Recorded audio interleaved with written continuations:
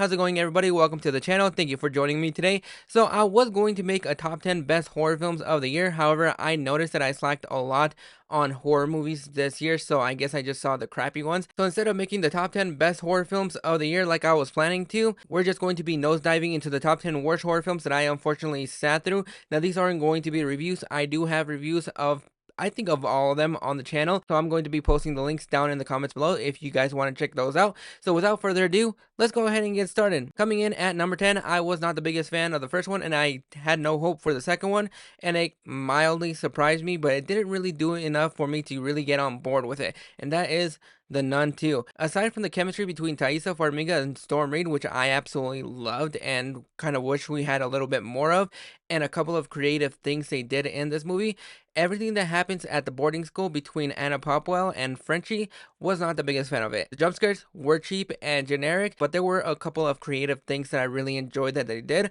However, it did not do enough to really save the movie, and it's just kind of one that I don't want to revisit. Coming in at number 9, this one had a very interesting mythology that I wanted to see explored more of. However, everything else just fell flat, and that is It Lives Inside. This was a movie that I was on board for a little bit. I really liked the lead of the film, whose name, unfortunately, I can't remember as of recording this. But aside from the interesting mythology that they were building up, it was just another generic horror movie that really lacked scares and had a couple of laugh out loud moments.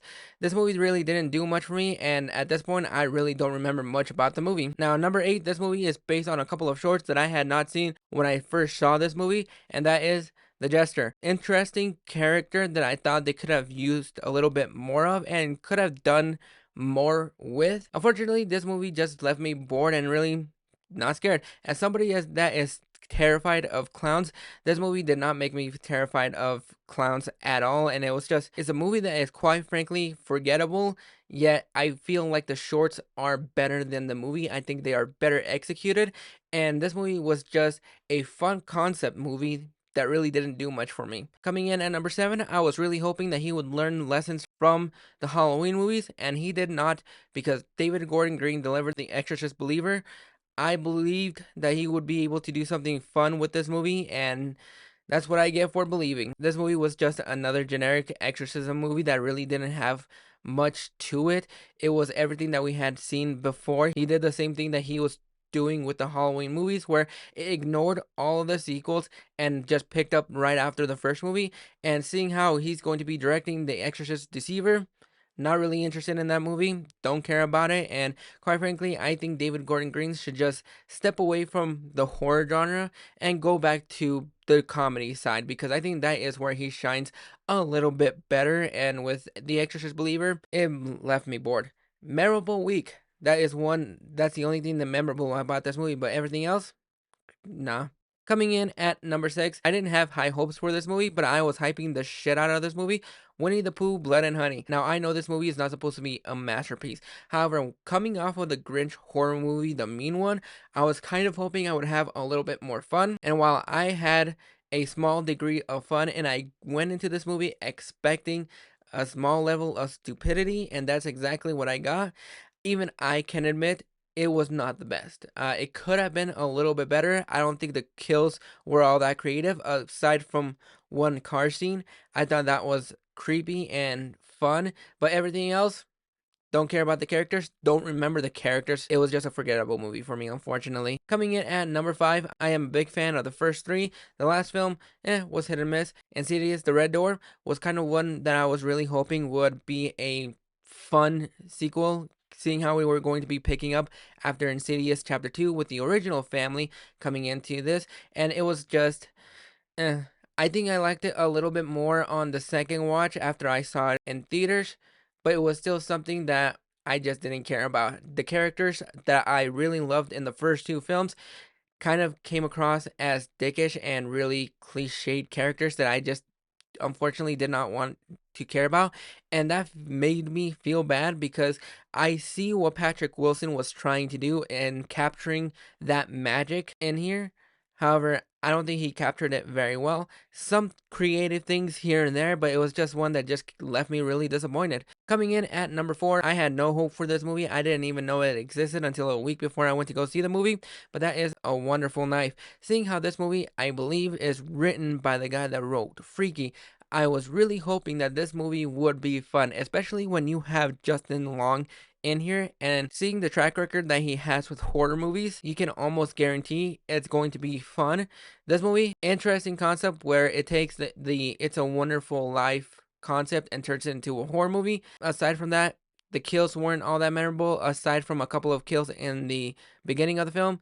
Everything else after that, it was just generic with twists and turns you see miles away. The killer is spoiled in the trailers and in the first 5 minutes of the movie, which I'm not gonna lie, would have been more interesting had they not pulled another twist towards the end of the movie, and everything else, wasn't for me. But coming in at number 3, interesting concept, Fear 2023. This is not a remake to the Mark Wahlberg Fear movie. This is just an entire thing. You have T.I. in here, and the concept about this movie is what I liked the most, which is the thing that you're most scared of is what kills you.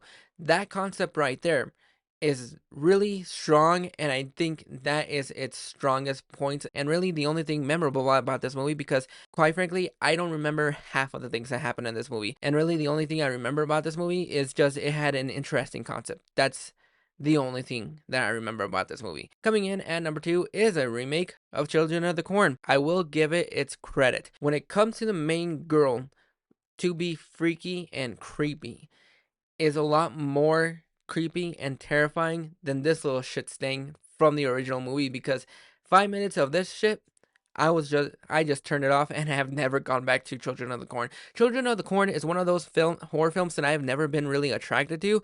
The only thing that I know about it is that it's a Stephen King novel and there are creepy kids that kill people.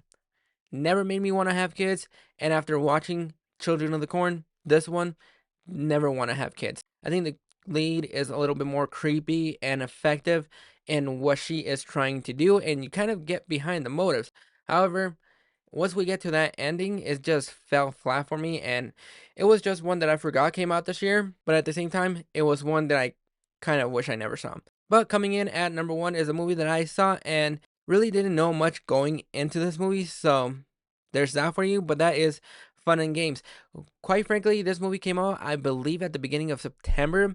It stars Asa Butterfield and Athalia Dyer, but it was not creepy, not effective, quite frankly, not that memorable, and it was just one that, quite frankly, I just watched on VOD, and it was just, it, it was a movie that happened. However, I don't remember anything about this movie, and quite frankly, I kind of don't want to remember anything about this movie because I was just bored to tears. So, there you have it. Those are my top 10 worst horror films of the year. Go down in the comments and let me know what is your top 10 worst horror films or top 10 best horror films if you saw better horror movies than I did. But until next time, thank you for joining me.